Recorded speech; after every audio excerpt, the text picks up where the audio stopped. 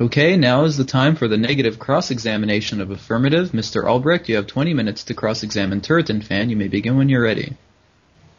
Turretinfan, I'm imagining that you are aware of Dura Europos, if I'm correct. Am I correct about that? Yes. Do you believe that these images at Dura Europos are typical or not typical of early Christianity? Not typical. Okay. Thank you for the answer.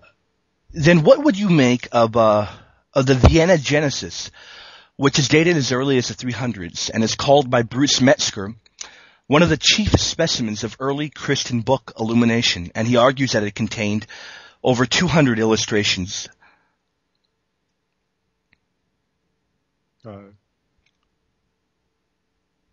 When you say, what would I make of it, what do you mean? Right. I mean in the sense of, since you don't believe that Dura Europos, and of course I'm imagining you don't believe it is typical of Christianity because of the images, the icons, what have you, I'm imagining what would your, how would you, I guess, what would you make of the Vienna Genesis in response to early textual transmission, this early document which contains over 200 illustrations, and it's been dated as early as the 300s, passed down by Christianity? Well, I would assume that you're mentioning it because it's one of the relatively few highly illustrated manuscripts from that earlier period. Okay. Well, what would you make of this? What would your comment be about this? Would you say that this manuscript itself is also not typical of early Christianity? Well, the large codices that we have, which we can date to around the 4th century, they don't have that kind of, or that level of illustration in them. So I'm not trying to speak dogmatically and say I know that, on average there's so many illustrations per, linear foot of book. Right, I understand. No, I understand exactly what you're saying. I guess my question, let me try and rephrase it. I'm actually holding Bruce Metzger's manuscripts of the Greek Bible right now, and in fact, I believe if you look through it, you'll find a number of early manuscripts that indeed are illuminated. I don't know what you would make of that. The illuminations, decoration that was placed on the text. Usually, we would expect that it's the sort of thing that we placed right. by one of the first scribes to work on the text. All right, so I'm imagining that your position would be that these early codices in and of themselves are also not typical of Christianity. Am I correct? No, I'm not. I'm not taking the position that they're not typical of Christianity. I'm really not expressing a strong opinion about how typical they are. I'm just aware of the fact that the large ones have relatively few within the text, but that illumination is popular and became more popular and more elaborate as time went on. Okay, fantastic. I guess that'll bring me to my next question. If you're not going to comment about how typical this was, the early manuscript illumination, would you be willing to say that if this illumination, which we can see was quite typical of the early church, is indeed a fact, would it then make the church at Dura Europos a lot more common? No, it doesn't change the number of churches. Okay, so I guess my question, let me narrow it down. I guess my question would be, since the early Christians had no problem of their manuscripts containing images and icons, would then the church at Dura Europos be more typical, I imagine? The premise of that question, where you said that they had no problems with it having images and icons, is reading something into illustrations. It's reading a theological meaning into those illustrations. There's one thing to have an illuminated text where the P is kind of made in a really fancy way, and it looks like a man standing there, and so forth. And it's another thing to have icons and images for religious veneration embedded in the text. And some of the quite later medieval period manuscripts will have like icons on the bound outside cover of the surface of the Bible, or maybe there'll be actual icons on facing pages of the text and so forth. But that isn't the same thing as the early illustrations. So I would deny that premise, and I would also, which kind of gets to the second half of your question, I wouldn't say that the illustrations in text suggest to us that there must have been more churches with paintings on the walls, because there's not any, except for just general artistic interest that it shows, there's not a real high connection. And as I said before, the manuscripts, the earliest manuscripts are not that have illustrations, are not the earliest manuscripts we have, and the progression is from less illustrated to more and more elaborately illustrated, which suggests that the initial standpoint was no illustration. So the autograph of Luke or Matthew almost certainly was not illustrated. It was just Greek letters.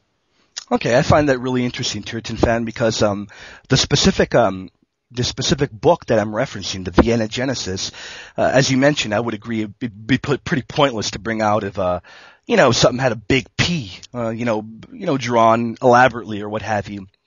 But I'm specifically bringing up the Vienna Genesis because it is considered one of the chief specimens of early Christian manuscript tradition, and indeed, it doesn't just have nice P's illuminated. So my question was, I asked that to you because this book actually has over 200 illustrations. So how would you respond to the fact that there are actual illustrations of biblical scenes in this manuscript here? Many of them, in fact, a few of them that are similar to those from Der Europos. So my question is, if this is a fact, what I'm saying, wouldn't that make it even more typical that an early Christian community would not have problems putting images on their walls in churches?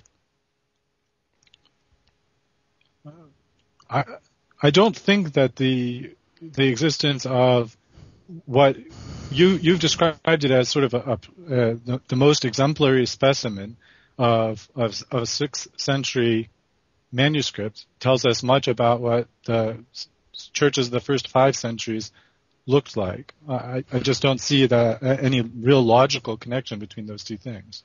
Right. Are you aware that Metzger actually dates this to the 400s, and indeed Hans would actually date it to the 4th century? Would you agree with those datings, or do you think that this is actually from a later date? I think that if you look at what I don't have the book that you have in front of you. I'm sorry about that. Right now. Okay, I'm sorry about that. Then I'll move to another. But I think that I think to answer your question, I think you'll find that there's a range of datings that are applied, and that 6th century dating is quite reasonable. Okay, I'll move on to my next question. I've got a lot of questions, and I'll come back to that one later. Turretinfan, was St. John of Damascus incorrect when he claimed that this tradition of image veneration could be dated back to apostolic times? And scholars claim that it dates back to even way before amongst the Orthodox Jews. I guess you answered for me already. Your answer is yes, he was incorrect, right? Yes, John of Damascus was incorrect about that, and a number of issues where he claimed something went back to the apostles. Okay, wonderful. It's not the only mistake he made, but yeah, he did make a mistake about that. Okay, great. That'll bring me to my next question perfectly. Turretinfan, can you name any positive evidence for us that shows that ancient Judaism had a hostility towards images? I'm specifically referencing, I guess if you want to call it extra-biblical Judaism. I'm just pretty much bringing up, asking for sources from ancient Judaism that shows that they had a hostility towards images. Can you name any sources for me? Josephus is one that comes to mind. He talks about the request of the Jews requesting that Pilate would remove images among his works. Okay, Turretinfan, are you aware that many rabbis specifically commented on Josephus's writings, and a number of them have said that Josephus was incorrect in a lot of the statements he made, specifically in these images. In fact, are you aware of the fact that he denies the existence of many images that we have proofs did exist? It's not. That's sort of a question in the form of. Well, you can disagree with me. You can disagree with me. Do you? I guess I'll rephrase it. Do you agree with that? Do I agree that there are? That Josephus was later Jewish rabbis. No, who wanted to disagree with what the. I mean, do you agree that Josephus was grossly exaggerating some of his comments on icons? I think Josephus is one of the relatively few contemporary historians that we have. So I'm not saying that he has inspiration or infallibility or inerrancies or anything like that, but if you're going to look at what the historical scene was, the best evidence is the contemporary evidence, and Josephus is one of the most noted historians in that area. There's just not a lot of other historical evidence from that period to pick up. Okay, yeah. So if Josephus actually, in his comments, if he says that, let's say Josephus says that none of the coins that the Jews used ever had images on them, and archaeological evidence shows that Josephus was incorrect, would that not show Josephus as grossly exaggerating the position of Judaism at his time? Well, I think grossly, obviously, might be an overstatement. The question is, why would Josephus mention something, write it down at that time, even if he is exaggerating about what the level of antipathy is? I think even his exaggeration will show you the fact that they had an antipathy towards images. So, I mean, that's the point that you asked for originally. So I know that there were coins, and we know for a fact from the Bible that the Roman coins had images of people on them, and we know there was a Roman government in the area, and that government may have issued coins and so forth. So the fact that there may have been coins with images on them, whether or not they were opposed by the Jews or by some sects of the Jews or during some time period in which Josephus lived, is not really the point. The point is just that the Jews were not in favor of images. Okay. In that time period. Okay, I'll move on to my next question. I'll go back to that at a later time. Turretinfan, do you by any chance have a Septuagint open in front of you? I don't have a Septuagint open in front of me, but I can get one in front of me in just a split second if you need me to. That would be fantastic. Could you open up to Ezekiel 41, 17 to 18? Ezekiel